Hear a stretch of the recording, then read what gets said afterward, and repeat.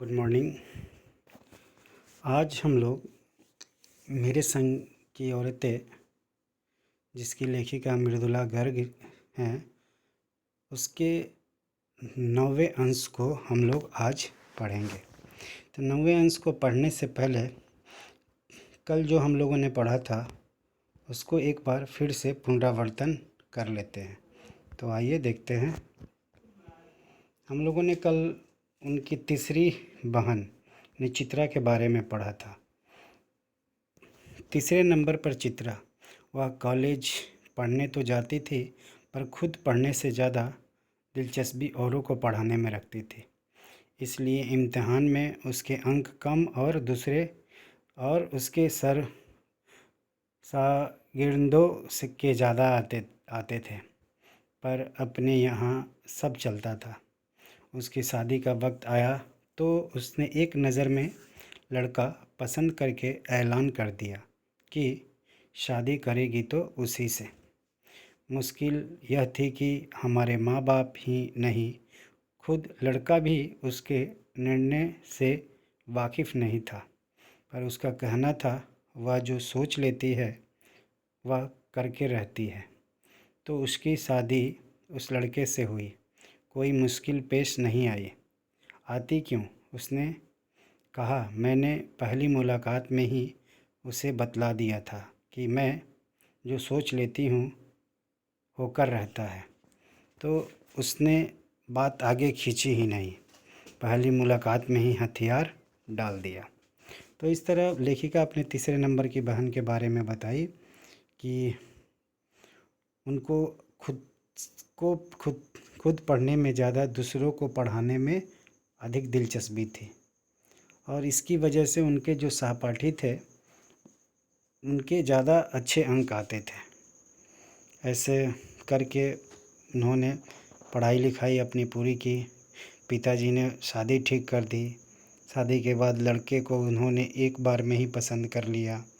फिर आगे हमें सबसे छोटी बहन अचला काफ़ी दिनों तक कुछ कम खिसकी मालूम पड़ती रही। पिता का कहना मानकर पहले अर्थशास्त्र किया, फिर पत्रकारिता में दाखिला लिया, ढंग से पढ़ाई की, पास हुई, फिर पिता की पसंद से शादी भी कर ली, पर उसके आगे लिख पर नहीं चल पाई। घर बार में मन ज़्यादा रुचा नहीं और मंजुल और मेरी तरह उम्र के 30 वर्ष पार करते ही लिखने का रोग लगा लिया। यहाँ पर लेखिका अपने सबसे छोटी बहन अचला के बारे में बतला रही है कि अचला जो है पिताजी के कहने पे अपनी पढ़ाई लिखाई पूरी की। पढ़ाई लिखाई पूरी करने के बाद शादी हुई। शादी करने के बाद घर बार में ज़्यादा मन नहीं लगा तो 30 की उम्र होते होते उन्होंने भी लेखन कला को चुन लिया। वो भी लेखिका और उनकी बड़ी बहन मंजुल की तरह वो भी लिखने लगी। आगे एक बात हम में एक सी रही। घर बार को परंपरागत तरीके से हमने भले न चलाया हो, उसे तोड़ा भी नहीं। शादी एक बार की और उसे कायम रखा, चाहे तलाक के कगार पर खड़ी चली हो, पर कगार तोड़ डूबी नहीं। शायद इसीलिए कि जैसा मैंने अपने पहले उपन्यास में लिख डाला था, हम सभी विश्वास करती रही कि मर्द बदलने से कोई प्रयोजन सिद्ध नहीं होता है। घर के भीतर रहते हुए भी अपनी मर्जी से जी ले तो काफ़ी है।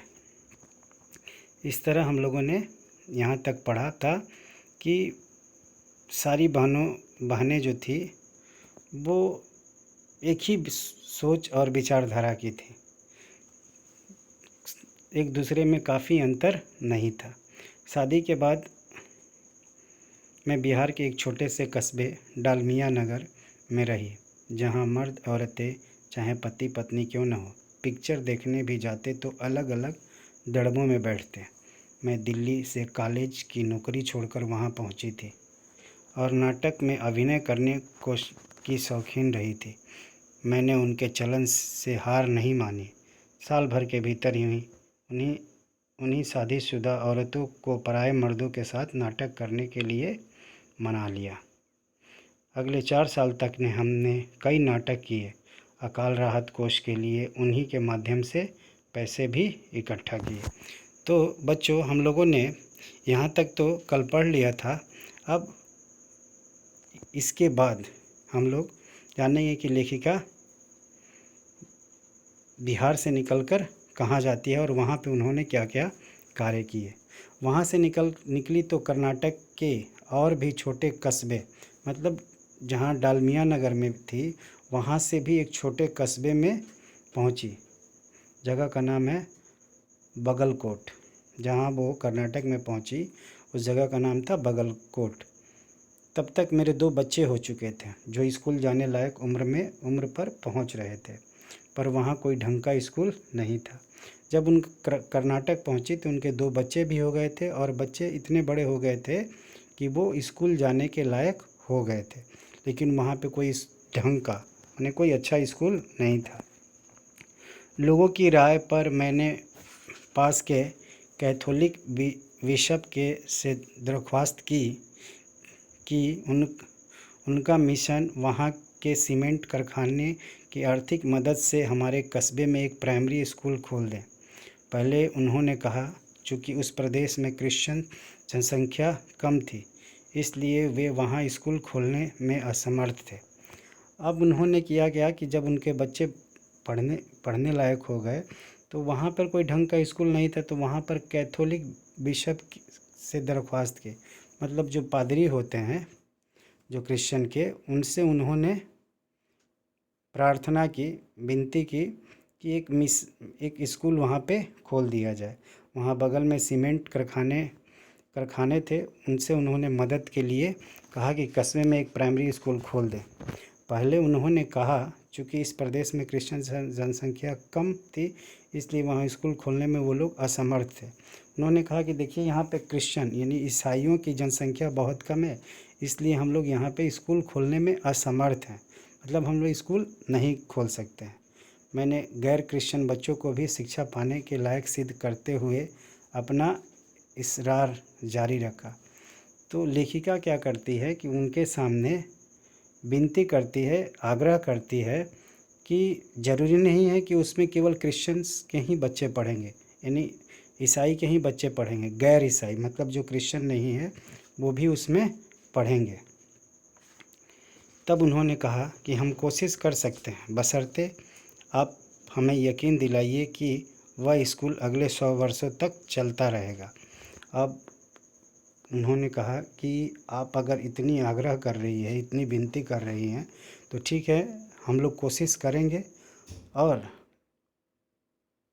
स्कूल भी खोलेंगे, लेकिन आपको एक हमें यकीन दिलाना पड़ेगा, एक भरोसा दिलाना पड़ेगा आपको कि ये स्कूल 100 वर्षों तक चलता रहेगा। ऐसा अगर आप यकीन दिलाइएगा तो ही हम स्कूल खोलेंगे।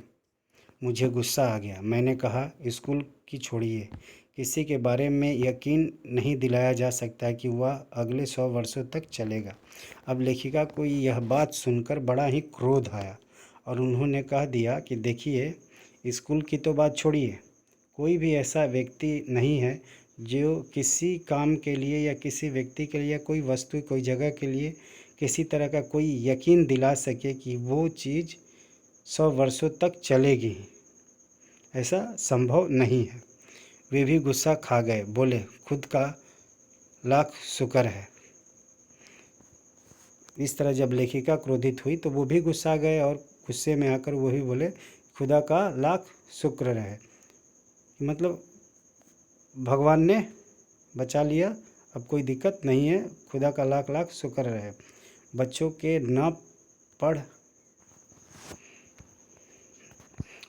न पढ़ पाने की समस्या आपकी है, मेरी नहीं।